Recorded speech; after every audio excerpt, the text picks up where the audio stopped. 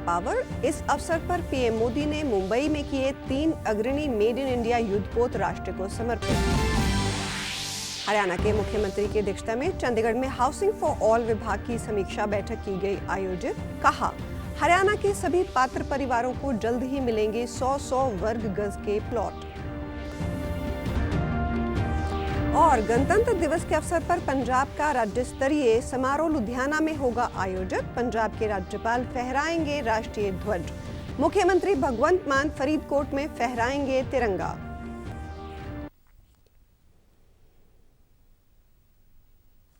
नमस्कार, चंडीगढ़ से आपका स्वागत है। मैं हूं शैली तनेजा। अब समाचार विस्तार से। प्रधानमंत्री ने महाराष्ट्र में 3 अग्रणी युद्धपोत राष्ट्र को समर्पित किए। प्रधानमंत्री नरेंद्र मोदी ने आज मुंबई में नेवल डॉकयार्ड में 3 अग्रणी नौसेना जहाजों INS सूरत, INS नीलगिरी और INS वागशीर को नौसेना में शामिल किया। इस अवसर पर प्रधानमंत्री ने कहा, ये जहाज भारतीय रक्षा बलों और आत्मनिर्भर भारत पहल को बढ़ावा देने की दिशा में महत्वपूर्ण हैं। तीनों जहाज रक्षा, विनिर्माण और समुद्री सुरक्षा में वैश्विक नेतृत्व के भारत के सपने को साकार करने की दिशा में एक महत्वपूर्ण कदम है। P-15B गाइडेड मिसाइल डिस्ट्रॉयर परियोजना का चौथा और अंतिम जहाज INS सूरत दुनिया के सबसे बड़े और सबसे परीक्षितकृत विस्फोटकों में से एक है। INS Nilgiri P-17A stealth frigate परियोजना का पहला जहाज है। INS वागशीर P-75 स्कॉर्पियन परियोजना की छठी और अंतिम पनडुब्बी है।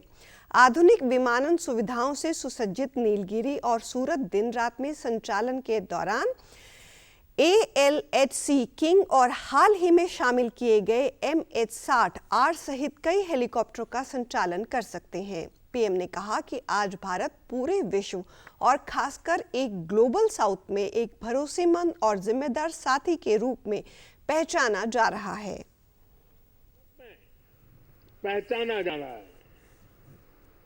भारत विस्तारवाद नहीं, भारत विकासवाद की भावना से काम करता है।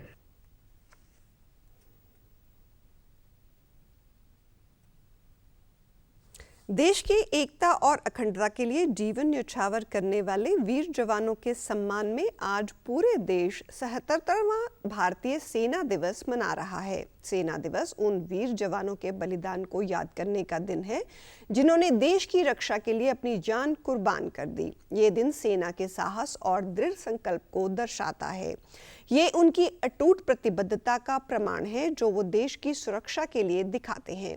राष्ट्रपति द्रौपदी मुर्मू ने सेना दिवस पर शुभकामनाएं दी हैं। सोशल मीडिया पोस्ट में राष्ट्रपति ने कहा कि राष्ट्र की संप्रभुता की रक्षा और राष्ट्रीय सुरक्षा सुनिश्चित करने के लिए सेना की अटूट प्रतिबद्धता पूरे देश के लिए प्रेरणा है। उन्होंने ये भी कहा कि राष्ट्रीय मातृभूमि की सेवा में उनकी अनगिनत बलिदानों का कृतज्ञता के साथ स्मरण करता है। उन्होंने संकट और आपदाओं में सेना के मानवीय कार्यों की भी प्रशंसा की।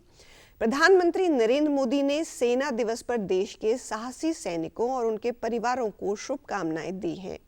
मोदी ने सोशल मीडिया पोस्ट में कहा कि सरकार विभिन्न सुधारों और आधुनिकीकरण पर ध्यान केंद्रित करके सशस्त्र बलों और उनके परिवारों के कल्याण के लिए प्रतिबद्ध है। उन्होंने कहा कि सेना देश की सुरक्षा के प्रहरी के रूप में खड़ी है। भारतीय सेना दृढ़ संकल्प और समर्पण का प्रतीक है। उन्होंने कहा कि प्राकृतिक आपदाओं के दौरान मानवीय सहायता प्रदान करने में सेना की प्रमुख भूमिका है। देश के नागरिक हर दिन करोड़ों भारतीयों की सुरक्षा सुनिश्चित करने वाले बहादुरों के बलिदान को याद करते हैं। रक्षा मंत्री राजनाथ सिंह ने भी 77वें सेना दिवस के उपलक्ष्य में शुभकामनाएं देते हुए सोशल मीडिया प्लेटफॉर्म X पर शुभ संदेश दिया है। उन्होंने कहा कि भारतीय सेना देश के हर नागरिक के गर्व और विश्वास का प्रतीक है। हरियाणा के मुख्यमंत्री नायब सिंह सैनी की अध्यक्षता में कल चंडीगढ़ में हाउसिंग फॉर ऑल विभाग की समीक्षा बैठक आयोजित की गई। योजना के तहत 100 वर्ग गज के प्लॉट शहरों की तर्ज पर सभी बुनियादी सुविधाओं से सुसज्जित विकसित कॉलोनियों के रूप में दिए जाएंगे। बैठक की अध्यक्षता करते हुए मुख्यमंत्री ने अधिकारियों को निर्देश दिए कि पात्र परिवारों को फ्लैट या प्लॉट आवंटन के लिए दी जाने वाली राशि को बैंकों के माध्यम से फाइनेंस करवाए जाने की सुविधा भी हो, ताकि एक मुश्त भुगतान की व्यवस्था न होने की स्थिति में कोई भी पात्र परिवार योजना के लाभ से वंचित न रहे। बैठक में बताया गया कि योजनाओं के तहत प्रदेश में ऐसे सभी पात्र परिवारों को चिन्हित किया जा चुका है जिनके पास अपने स्वयं के घर बनाने के लिए जमीन या फ्लैट नहीं है और जिनकी वार्षिक आय 1.80 लाख रुपए से कम है। मुख्यमंत्री ग्रामीण आवास योजना के तहत 5 लाख से अधिक लोगों ने 100 वर्ग गज के प्लॉट के लिए आवेदन किया और सभी पात्र लाभार्थियों को जल्द ही विभिन्न चरणों में प्लॉट मिलेंगे। इसी प्रकार योजना के तहत महाग्राम पंचायतों में 50 वर्ग गज के प्लॉट आवंटित किए जाएंगे। बैठक में बताया गया कि हाउसिंग बोर्ड हरियाणा ने लगभग 80,000 आवंटियों के डेटा के प्रबंधन के लिए प्रॉपर्टी मैनेजमेंट सिस्टम सॉफ्टवेयर को सफलतापूर्वक डिजाइन और विकसित किया है। मुख्यमंत्री ने कहा कि हाउसिंग बोर्ड के प्रॉपर्टी मैनेजमेंट सिस्टम को परिवार पहचान पत्र के साथ भी लिंक किया जाए ताकि भविष्य में योजनाओं का और बेहतर क्रियान्वयन हो सके। साल 2025 के गणतंत्र दिवस के अवसर पर पंजाब का राज्य स्तरीय समारोह लुधियाना में आयोजित होगा। यहां पंजाब के राज्यपाल गुलाब चंद कटारिया 26 जनवरी को राष्ट्रीय ध्वज फहराएंगे। दूसरी ओर पंजाब के मुख्यमंत्री भगवंत मान फरीदकोट में राष्ट्रीय ध्वज फहराने की रस्म अदा करेंगे। इस संबंध में जानकारी देते हुए एक सरकारी प्रवक्ता ने बताया कि विधानसभा स्पीकर कुलतार सिंह संधवा साहिबजादा अजीत सिंह नगर में और डिप्टी स्पीकर जय किशन रोडी रूपनगर में राष्ट्रीय ध्वज फहराएंगे। इसके अलावा वित्त योजना और कराधान एवं आबकारी मंत्री हरपाल सिंह चीमा संगरूर में, नवीन एवं नवीकरणीय ऊर्जा तथा मुद्रण एवं लेखन सामग्री मंत्री अमन अरोड़ा जालंधर में, सामाजिक न्याय और सुरक्षा महिला एवं बाल विकास मंत्री डॉक्टर बलजीत कौर बरनाला में, एनआरआई मामलों और प्रशासनिक सुधार मंत्री कुलदीप सिंह धालीवाल गुरदासपुर में, स्वास्थ्य एवं परिवार कल्याण तथा चिकित्सा शिक्षा एवं अनुसंधान मंत्री बलबीर सिंह मोगा में, राजस्व पुनर्वास एवं आपदा प्रबंधन, जल आपूर्ति एवं स्वच्छता और आवास एवं गहरी विकास मंत्री हरदीप सिंह मुंडिया बठिंडा में, खाद्य नागरिक आपूर्ति एवं उपभोक्ता मामले तथा वन मंत्री लालचंद श्री मुक्तसर साहिब में और परिवहन एवं जेल मंत्री लालजीत सिंह भुल्लर फाजिल्का में राष्ट्रीय ध्वज फहराएंगे। इसके अलावा स्कूल शिक्षा, उच्च शिक्षा एवं तकनीकी शिक्षा मंत्री हरजोत सिंह बैंस होशियारपुर में, ऊर्जा और लोक निर्माण मंत्री हरभजन सिंह फिरोजपुर में, जल संसाधन खान एवं भू विज्ञान भूमि एवं जल संरक्षण मंत्री बरिंदर कुमार गोयल पटियाला में, पर्यटन और सांस्कृतिक मामले, निवेश प्रोत्साहन, आतिथ्य उद्योग एवं व्यापार और ग्रामीण विकास एवं पंचायत मंत्री तरुणप्रीत सिंह सौंद अमृतसर में, स्थानीय निकाय एवं संसदीय मामले मंत्री डॉक्टर रवजोत सिंह मलेरकोटला में, कृषि एवं पशुपालन मंत्री गुरमीत सिंह खुडिया तरनतारन में और रक्षा सेवाएं, स्वतंत्रता सेनानी एवं बागवानी मंत्री मोहिंदर भगत सिंह नगर में राष्ट्रीय ध्वज फहराएंगे। पंजाब के राज्यपाल और चंडीगढ़ के प्रशासक गुलाब चंद कटारिया ने कल चंडीगढ़ में 76वें गणतंत्र दिवस के लिए एनसीसी साइकिल रैली को हरी झंडी दिखाई। एनसीसी निदेशालय पंजाब, हरियाणा, हिमाचल प्रदेश और चंडीगढ़ द्वारा आयोजित इस रैली का उद्देश्य राष्ट्रीय एकता, साहस और देशभक्ति की भावना को बढ़ावा देना है।